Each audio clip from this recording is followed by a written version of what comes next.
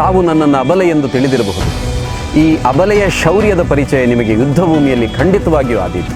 ನಾನು ದೇವಿ ಅಹಲ್ಯಾಬಾಯಿಯವರ ಧಾರ್ಮಿಕತೆಯ ಬಗ್ಗೆ ಪ್ರಶಂಸೆಯನ್ನು ಕೇಳಿದ್ದೆ.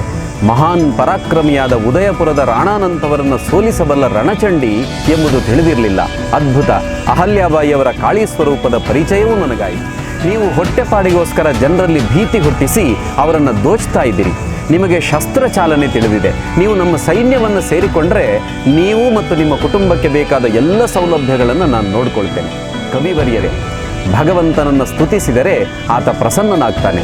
ನನ್ನಂತಹ ಸಾಮಾನ್ಯರನ್ನು ಸ್ತುತಿಸಿದರೆ ಅವರು ಅಹಂಕಾರಿಗಳಾಗ್ತಾರೆ. ಅಹಂಕಾರ ಸರ್ವನಾಶಕ್ಕೆ ಕಾರಣವಾಗ್ತದೆ.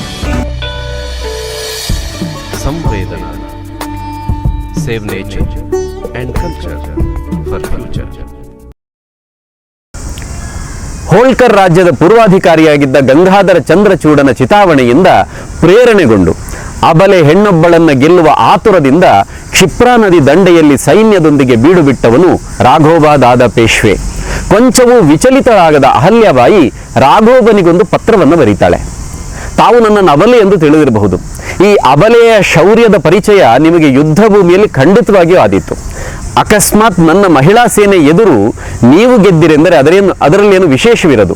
ಆದರೆ ಗೆಲುವು ನಮ್ಮದಾದರೆ ನಿಮಗಾಗುವ ಮುಖಭಂಗ ಯಾವ ಪರಿಯದ್ದು ಅಂತ ಯೋಚನೆ ಮಾಡಿದ್ದೀರಾ? ಎಲ್ಲವನ್ನ ಯೋಚನೆ ಮಾಡಿದ್ದೀರಿ ಅಂತಾದರೆ ನಾನಂತೂ ಯುದ್ಧಕ್ಕೆ ಸಿದ್ಧಳಿದ್ದೇನೆ. ಪತ್ರದಿಂದಲೇ ಪರಿಸ್ಥಿತಿಯ ಗಂಭೀರತೆಯನ್ನು ಅರಿತ ರಾಘೋಬ ತಾನು ಬಂದಿರುವುದು ತಮ್ಮ ಕುಶಲ ವಿಚಾರಣೆಗಾಗಿಯೇ ಹೊರತು ಯುದ್ಧಕ್ಕಲ್ಲ ಎಂದು ಒಬ್ಬನೇ ಪಲ್ಲಕ್ಕಿಯಲ್ಲಿ ಕುಳಿತು ಅಹಲ್ಯಾಬಾಯಿಯವರ ಆತಿಥ್ಯ ಸ್ವೀಕರಿಸಿ ಹೊರಟು ಹೋದ. ಮಹಾನ್ ಗಂಡಾಂತರದಿಂದ ರಾಜ್ಯವನ್ನು ಪಾರು ಮಾಡಿದ ರಾಣಿಯ ಚಾಣಕ್ಯ ತಂತ್ರಕ್ಕೆ ಜನ ನಮೋ ಎಂದರು. ರೈತರು ರಾಜಕೀಯ ಅಧಿಕಾರಿಗಳಿಂದ ಮುಕ್ತರಾಗಿದ್ದರು. ರೈತ ಸುಖಿಯಾದರೆ ದೇಶವೂ ಸುಖಿ ಎಂಬ ಮಾತಿನಲ್ಲಿ ಅಹಲ್ಯಾಬಾಯಿಯವರಿಗೆ ಅತ್ಯಂತ ನಂಬಿಕೆ. ಮಳೆ ಕಡಿಮೆಯಾದಾಗ ರೈತರ ತೆರಿಗೆ ಮನ್ನಾ, ಯುದ್ಧದ ಸಂದರ್ಭದಲ್ಲಿ ಸೇನೆಯಿಂದಾಗಿ ಫಸಲು ಆಸ್ತಿಗಳಿಗೆ ನಷ್ಟವಾದರೆ ಸೂಕ್ತ ಪರಿಹಾರ, ಹೀಗೆ ಜನರ ನೆಮ್ಮದಿಗೆ ಮೊದಲ ಪ್ರಾಶಸ್ತ್ಯ ನೀಡಿದ್ರು ಅಹಲ್ಯಾಬಾಯಿ. ಉಳಿದ ರಾಜರಂತೆ ಆಮೋದ ಪ್ರಮೋದಗಳಲ್ಲಿ ತೊಡಗದೆ ಧರ್ಮ ಕಾರ್ಯಗಳ ಉಪಾಸನೆಯಲ್ಲಿ ಪ್ರಜಾ ಕಲ್ಯಾಣದಲ್ಲಿ ತನ್ನನ್ನು ಸಂಪೂರ್ಣ ತೊಡಗಿಸಿಕೊಂಡಿದ್ರು ಅಹಲ್ಯಾಬಾಯಿ ಹೋಳ್ಕರ್. ಧರ್ಮ ಕಾರ್ಯಕ್ಕೆ ಇದ್ದಷ್ಟೇ ಮಹತ್ವ ಸೇನಾ ಕಾರ್ಯಕ್ಕೂ ಇತ್ತು. ರಾಜ್ಯದಲ್ಲಿ ಆಧುನಿಕ ಯುದ್ಧ ಕೌಶಲ್ಯದ ತರಬೇತಿಯಿಂದ ಸೈನ್ಯ ಎಂದಿಗೂ ಸುಸಜ್ಜಿತವಾಗಿತ್ತು. ಅದಕ್ಕೋಸ್ಕರ ಅಮೆರಿಕದ G.A. ಬಾಯಿಡ್ ಎಂಬ ಅಧಿಕಾರಿಯನ್ನ ಅಹಲ್ಯಾಬಾಯಿ ಆವತ್ತು ನೇಮಿಸಿದ್ದರು ಎಂದಾಗ ನಮಗೆ ಅವರ ಅಸಾಮಾನ್ಯ ದೂರದೃಷ್ಟಿಯ ಪರಿಚಯವಾಗ್ತದೆ. ತನ್ನ 63ನೇ ವಯಸ್ಸಿನಲ್ಲಿಯೂ ಯುದ್ಧ ಮಾಡಿ ಗೆದ್ದು ತನ್ನ ವಿರೋಧಿಗಳಲ್ಲಿ ನಡುಕ ಹುಟ್ಟಿಸಿ ಅವರೆಲ್ಲ ಶರಣಾಗುವಂತೆ ಮಾಡಿದ ರಾಣಿಯ ಶೌರ್ಯದ ಸುದ್ದಿ ಕೇಳಿದ ಮರಾಠ ಚಾಣಕ್ಯನೆಂದು ಖ್ಯಾತಿಯಾದ ನಾನಾ ಫಡ್ನವೀಸ್, ನಾನು ದೇವಿ ಅಹಲ್ಯಾಬಾಯಿಯವರ ಧಾರ್ಮಿಕತೆಯ ಬಗ್ಗೆ ಪ್ರಶಂಸೆಯನ್ನು ಕೇಳಿದ್ದೆ. ಮಹಾನ್ ಪರಾಕ್ರಮಿಯಾದ ಉದಯಪುರದ ರಾಣಾನಂತವರನ್ನು ಸೋಲಿಸಬಲ್ಲ ರಣಚಂಡಿ ಎಂಬುದು ತಿಳಿದಿರಲಿಲ್ಲ. ಅದ್ಭುತ! ಅಹಲ್ಯಾಬಾಯಿಯವರ ಕಾಳಿ ಸ್ವರೂಪದ ಪರಿಚಯವೂ ನನಗಾಯಿತು. ಲಕ್ಷ್ಮೀ ಸರಸ್ವತಿ ಕಾಳಿಯ ಅಪರಾವತಾರವಾಗಿರುವಂತಹ ಈ ಮಹಾನ್ ತಾಯಿಗೆ ನನ್ನ ನಮನಗಳು ಎಂದು ನಾನಾ ಫಡ್ನವೀಸ್ ಉದ್ಗಾರ ಮಾಡುತ್ತಾರೆ. ಬ್ರಿಟಿಷರ ವಿರುದ್ಧ ಹಿಂದೂ ಸರದಾರರನ್ನು ಸಂಘಟಿಸುವ ಮಹಾನ್ ಕಾರ್ಯಕ್ಕೆ ಅಹಲ್ಯಾಬಾಯಿ ಮುಂದಾದರು. ಅನೇಕ ಬಾರಿ ಪ್ರಯತ್ನಿಸಿದಾಗಲೂ ಇಂದೋರಿನ ಹತ್ತಿರವೂ ಆಂಗ್ಲರ ನೆರಳು ಬೀಳದಂತೆ ನೋಡಿಕೊಳ್ತಾರೆ. ವಸಾಯಿಯ ಕೋಟೆಯನ್ನು ವಶಪಡಿಸಿಕೊಳ್ಳಲು ಬ್ರಿಟಿಷರು ಮುಂದಾದಾಗ ಮಹದಜಿ ಶಿಂದೆಯವರನ್ನು ಎಚ್ಚರಿಸ್ತಾ, ನಾನು ಉತ್ತರದಲ್ಲಿ ಆಂಗ್ಲರನ್ನು ಎದುರಿಸ್ತೇನೆ, ತಾವು ದಕ್ಷಿಣದಲ್ಲಿ ನೋಡಿಕೊಳ್ಳ್ರಿ ಎಂದು ಎಚ್ಚರಿಸುತ್ತಾ ಪುಣೆಯ ಶಾಮರಾವನಿಗೆ ವಸಾಯಿ ಕೋಟೆ ಬ್ರಿಟಿಷರ ವಶವಾದರೆ ನಾಳೆ ನಿಮ್ಮ ಪುಣೆಯೂ ಕೈಬಿಟ್ಟು ಹೋಗ್ತದೆ, ತಕ್ಷಣವೇ ತಾವು ಶ್ರೀಮಂತ ಪೇಶ್ವೆಯವರಿಗೆ ಅಗತ್ಯವಾಗಿ ಸಹಕರಿಸಬೇಕು, ನಿಮಗೆ ಸಾಧ್ಯ ಇಲ್ಲ ಅಂತಾದರೆ ತಿಳಿಸಿ, ಖುದ್ದಾಗಿ ನಾನೇ ಹೋಗ್ತೇನೆ ಅಂತ ಪತ್ರ ಬರೀತಾರೆ. ಹೀಗೆ ಹಿಂದೂ ರಾಜರು ಅವರೆಲ್ಲ ತಮ್ಮ ವೈಮನಸ್ಸುಗಳನ್ನು ದೂರ ಬಿಟ್ಟು ಒಂದಾದಲ್ಲಿ ಮಾತ್ರ ಬ್ರಿಟಿಷರನ್ನು ಶೀಘ್ರವಾಗಿ ಇಲ್ಲಿಂದ ಓಡಿಸಬಹುದು ಎಂದು ಅಡಿಗಡಿಗೆ ಎಚ್ಚರಿಸ್ತಾ ಇದ್ರು ದೇವಿ ಅಹಲ್ಯಾಬಾಯಿ.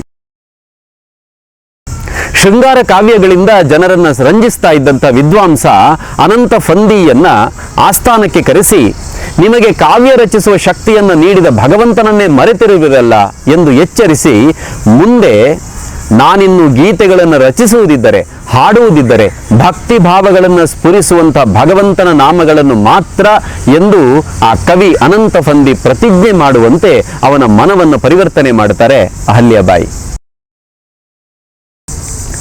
ಢಕಾಯಿತರಾಗಿ ಜನರಿಗೆ ಉಪಟಳ ನೀಡ್ತಾ ಇದ್ದಂಥ ಭಿಲ್ಲ ಜನಾಂಗದ ಮಂದಿಯನ್ನು ಕರೆಯಿಸಿಕೊಂಡು ನೀವು ಹೊಟ್ಟೆಪಾಡಿಗೋಸ್ಕರ ಜನರಲ್ಲಿ ಭೀತಿ ಹುಟ್ಟಿಸಿ ಅವರನ್ನು ದೋಚ್ತಾ ಇದ್ದೀರಿ. ನಿಮಗೆ ಶಸ್ತ್ರ ಚಾಲನೆ ತಿಳಿದಿದೆ. ನೀವು ನಮ್ಮ ಸೈನ್ಯವನ್ನ ಸೇರಿಕೊಂಡ್ರೆ ನೀವು ಮತ್ತು ನಿಮ್ಮ ಕುಟುಂಬಕ್ಕೆ ಬೇಕಾದ ಎಲ್ಲ ಸೌಲಭ್ಯಗಳನ್ನ ಸೌಕರ್ಯಗಳನ್ನ ನಾನು ನೋಡ್ಕೊಳ್ತೇನೆ.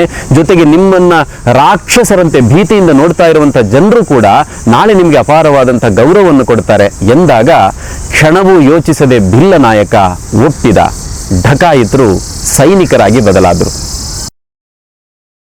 ದೇವಿ ಅಹಲ್ಯಾಬಾಯಿಯವರ ಕೀರ್ತಿ ದಶ ದಿಕ್ಕುಗಳಿಗೂ ಹರಡಿತು. ಕವಿಯೊಬ್ಬ ಅವರ ಗುಣಗಳಿಂದ ಪ್ರೇರಣೆಗೊಂಡು ರಾಣಿಯವರನ್ನು ಸ್ತುತಿಸಿ ಗ್ರಂಥವೊಂದನ್ನು ರಚಿಸಿ ತಂದು ಬಾಯಿಯವರಿಗೆ ಅದನ್ನು ಅರ್ಪಣೆ ಮಾಡುತ್ತಾನೆ. ಪ್ರಶಂಸೆಗಾಗಿ ಹರ್ಷಚಿತ್ತನಾಗಿ ನಿಂತಿದ್ದ ಕವಿಯನ್ನು ಉದ್ದೇಶಿಸಿ ಕವಿಯವರಿಗೆ, ಭಗವಂತನನ್ನು ಸ್ತುತಿಸಿದರೆ ಆತ ಪ್ರಸನ್ನನಾಗ್ತಾನೆ, ನನ್ನಂತಹ ಸಾಮಾನ್ಯರನ್ನು ಸ್ತುತಿಸಿದರೆ ಅವರು ಅಹಂಕಾರಿಗಳಾಗ್ತಾರೆ, ಅಹಂಕಾರ ಸರ್ವನಾಶಕ್ಕೆ ಕಾರಣವಾಗ್ತದೆ ಎಂದು ಹೇಳಿ ಆತನನ್ನು ಸನ್ಮಾನಿಸಿ ಕಳಿಸ್ತಾರೆ. ಮರುದಿನ ಪ್ರಾತಃ ಕಾಲದಲ್ಲಿ ನರ್ಮದಾ ತೀರಕ್ಕೆ ತೆರಳುವಾಗ ಗ್ರಂಥವನ್ನು ತೆಗೆದುಕೊಂಡು ಬರಬೇಕು ಅಂತ ದಾಸಿಗೆ ಸೂಚನೆಯನ್ನು ಕೊಡ್ತಾರೆ. ದೇವಿಯವರು ಬಹುಶಃ ಏಕಾಂತದಲ್ಲಿ ಆ ಗ್ರಂಥವನ್ನ ಓದ್ತಾರೆ ಅಂತ ಭಾವಿಸಿದಂತ ಸಖಿಗೆ ಆಶ್ಚರ್ಯವಾಗುತ್ತೆ. ಅಹಲ್ಯಾಬಾಯಿ ಆ ಗ್ರಂಥವನ್ನ ಬಟ್ಟೆಯೊಂದರಲ್ಲಿ ಹೊದಿಸಿ ಅದರೊಳಗೆ ಸ್ವಲ್ಪ ಕಲ್ಲುಗಳನ್ನು ಇಟ್ಟು ನರ್ಮದೆಯ ಪ್ರವಾಹದಲ್ಲಿ ಲೀನವಾಗಿಸಿ ಬಿಡ್ತಾರೆ. ಆ ಕ್ಷಣದಲ್ಲಿ ದಾಸಿಗೆ ರಾಣಿ ಅಹಲ್ಯಾಬಾಯಿಯವರು ಸಾಕ್ಷಾತ್ ಯೋಗಿನಿಯಂತೆ ಕಂಡಿದ್ದರು. ರಾದಿಯಾಗಿ ಆಕ್ರಮಣಕಾರಿಗಳು ಭಾರತವನ್ನು ದೋಚಿದ್ದಲ್ಲದೆ ಅಸಂಖ್ಯ ಹಿಂದೂ ಶ್ರದ್ಧಾ ಕೇಂದ್ರಗಳನ್ನು ಭಗ್ನಗೊಳಿಸಿರುವಂತಹ ದೃಶ್ಯಗಳು ಗೋಚರವಾಗುತ್ತಲೇ ಅವುಗಳ ಪುನಶ್ಚೇತನಕ್ಕೆ ಟೊಂಕ ಕಟ್ಟಿ ನಿಂತರು ದೇವಿ ಅಹಲ್ಯಾಬಾಯಿ ಹೋಳ್ಕರ್.